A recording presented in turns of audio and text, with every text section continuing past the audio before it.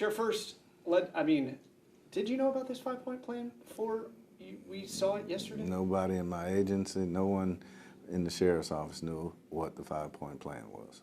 And let's just kind of sit there for a second. You are the sheriff.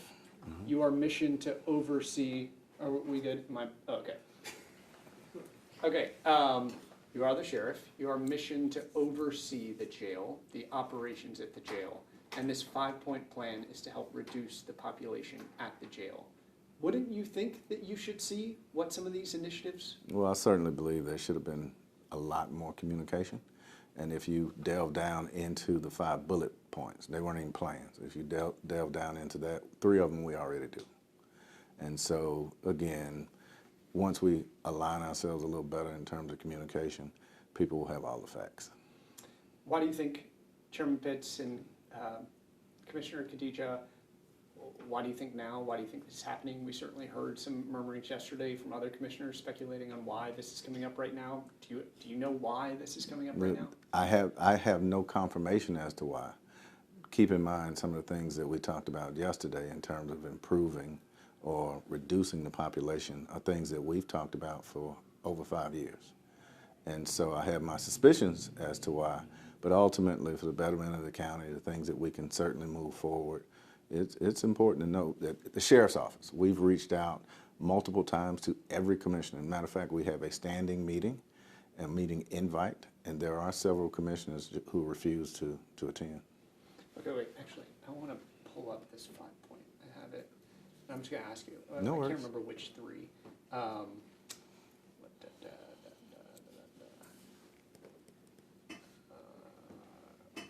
All right, so the 5 points loosely are expanding the diversion center usage.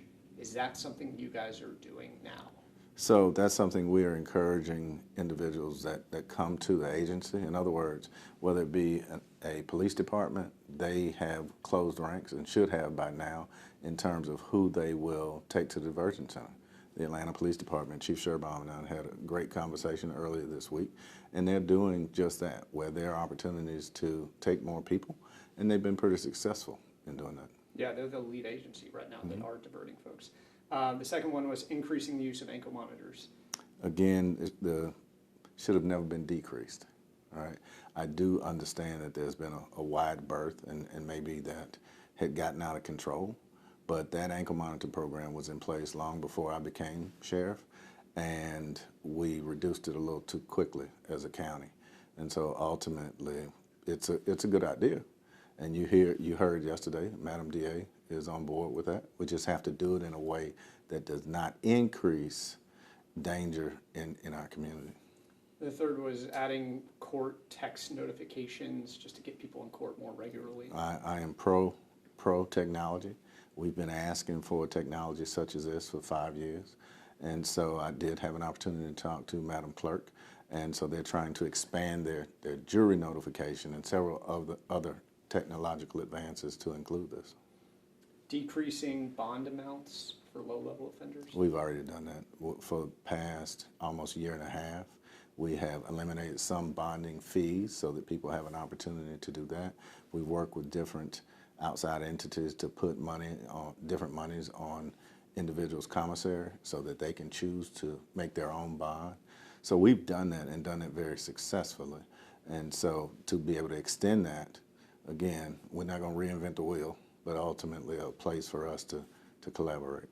And then extraditing non-local offenders. I think you'll call them foreign holds. That one's a bit off-center, right? Maybe missed the mark a little bit.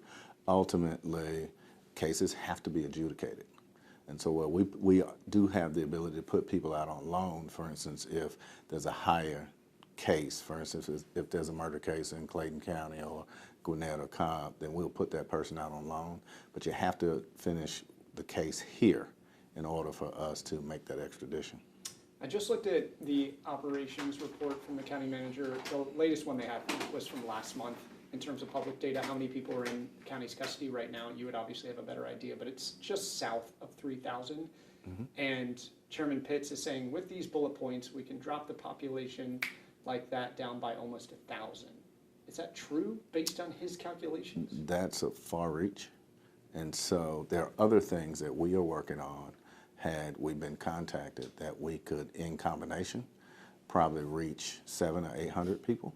But ultimately, I believe that's a little pie in the sky. From that operations report, there was something like 70 people are sleeping on the ground right now. And I think that's a big concern from the public, is just kind of understanding, right? We're going through an overcrowding issue, and to hear that people are on pallets, is that number accurate? Is it still around 70? And what are you doing to help kind of adjust that? And I know there's a lot, there's the blitz going on, there was a fire. There are reasons why not all beds can be used, but are you working on getting that number down? So just from yesterday, that number's down to 58 today. And so we constantly, every day, we focus on how many people are sleeping on floor devices. And ultimately, we haven't, for instance, had there been better coordination and really conversations around what we are doing.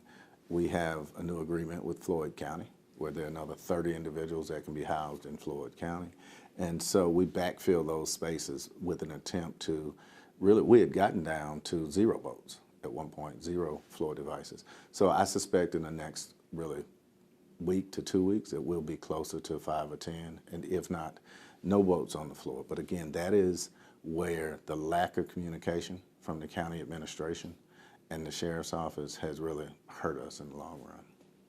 How detrimental to that point about communication and collaboration?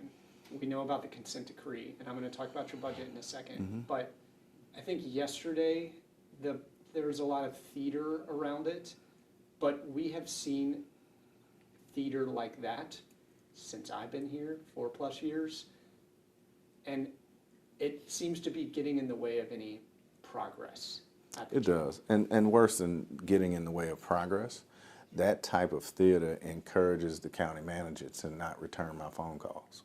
And that's a problem, especially when we have emergent situations. I expect, as a sheriff, that the county manager, whose responsibility it is to broadly take care of the county, return the sheriff's phone call. Is he not? And so, no, he's absolutely not. And so now he's missioned with this 5-point correct. plan. And so I see that, I hope that he will be encouraged to be more thoughtful for whatever the reason he feels as though he can't meet with me without the county attorney, and has said as much.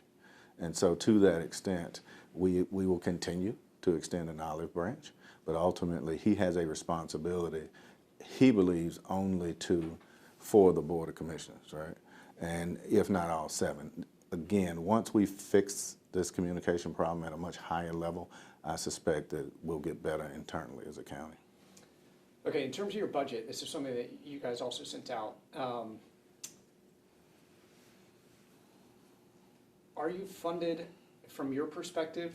We know about the consent decree, we know about the crisis inside the jail. Do you feel like you're funded appropriately to address it? Absolutely not. We've not been funded properly since 1/1/21 when I was sworn in as sheriff. I've said as much. And what people would like to do is spin the numbers. And what I mean by that is when you look at when we took over as a sheriff's administration, our largest expenditure was medical, but it resided in what's called non-agency funds. And so because it does belong under our funding lines, they put it in there and said, oh, we gave you an increase, right?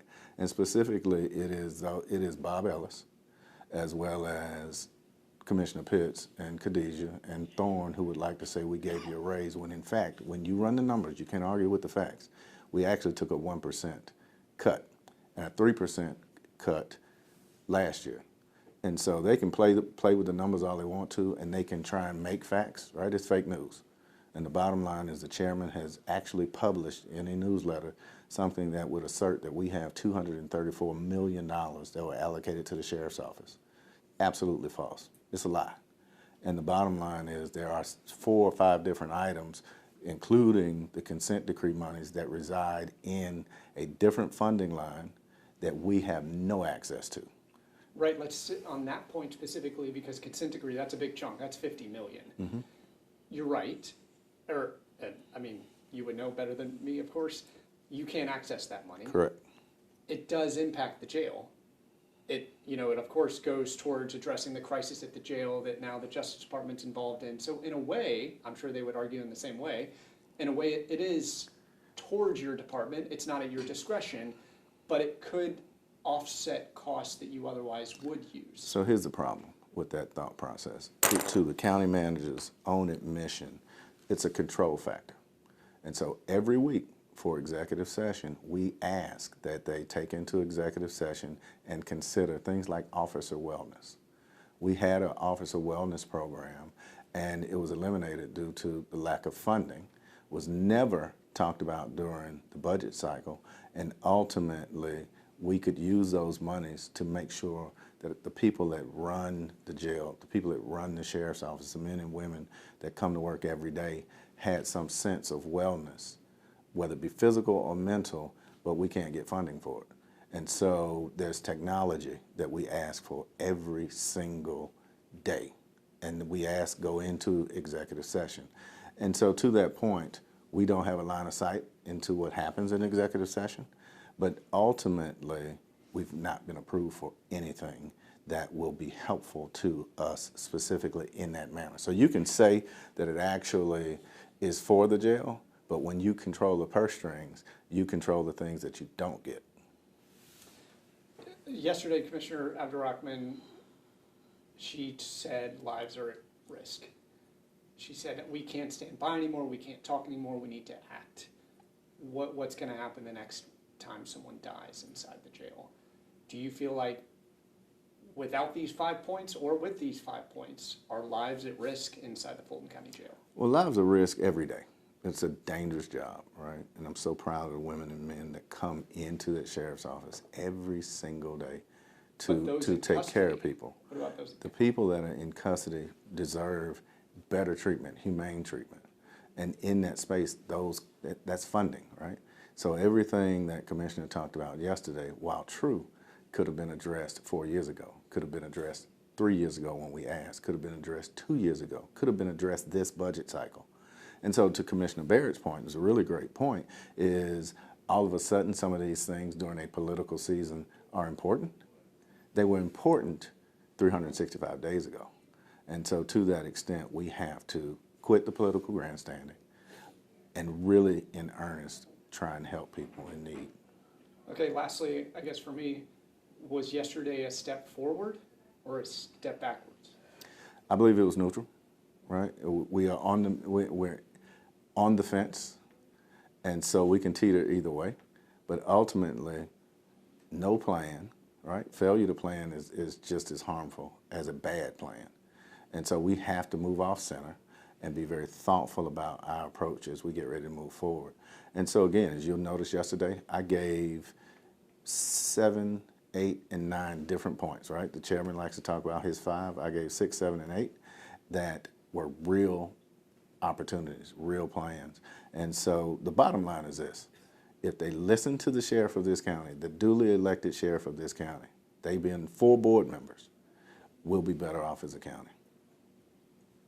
You said we're not moving forward, we're not moving back, we're kind of neutral. I think so many right now in Atlanta and across Fulton County are tired of being neutral. I absolutely agree with you. How do we get out of neutral? Well, you got to trust the people that were elected to do their jobs. And so whether it be the clerk, right? Whether it be the actual Solicitor General, the DA, and certainly me. Keep in mind this point, and this is one I love to bring out at this point, at this juncture. Had we done what their own commission recommended, which was to build a facility worthy of the county's reputation and the people that serve and work there, as well as the people we provide custody to, we'd be halfway through the building cycle and looking at a new property, much like the training center that Atlanta has built. Now, everybody in the world wants to come see it, be a part of it, and understand it has attracted talent. And so if we could have at that time, and still as we get ready to move forward, be very thoughtful about how we attract talent, how we retain talent, it starts with people being proud of where they come to work. I may say this actually for later, the Blitz plan, I think it's almost done. Y'all may have one more unit or a couple more units. How big will that be when it is done? It's absolutely useless.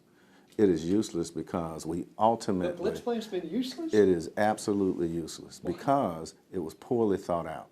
And what I say about that, and the reason I say it like that is, keep in mind for the first 5 or 6 months of the plan, there were locks and there were different things that were being utilized that ultimately they were getting Home Depot grade locks as opposed to correctional grade locks. And so as you start at number 1 in the Blitz project, by the time you get to 11, 12, and 13, number 1 needs to be redone. Oh, so we're just So, going, it's so we are merry-go-round. like a dog chasing his tail. And ultimately, people would like to blame vandalism, but it's more than that. It is our ability to, what has happened, quite simply, is the inability of the Board of Commissioners, 4 in particular, to invest in a true fashion for the Sheriff's Office in terms of people, right? They love to say, I got one commissioner that says it's a management problem, right? Ultimately, she can come stand a post too and press some buttons and follow people around. But ultimately, it's not a management problem, it's a resource problem. And I hope in this same vein that the federal monitors have said, take a look and at some point take a stance and say, everything that we've done transparently as a sheriff's office. You may not even know this. We put together a 600-page document that showed everything that we need moving into 2026 to be successful as a sheriff's office. Great example. Number 1 in that book are self-contained breathing apparatuses, which were turned down by the county manager and his team, hence the Board of Commissioners. And a couple weeks later, we had a critical fire that put 10 people in the hospital. And they've now been approved, right? I think. Oh, after that the was done fact. amazingly. It was done with the stroke of a pen. And so any county that disparately assigns power so that the county manager can have an emergency spending fund of $100,000, yet the sheriff can't spend more than $5,000, is systematically broken.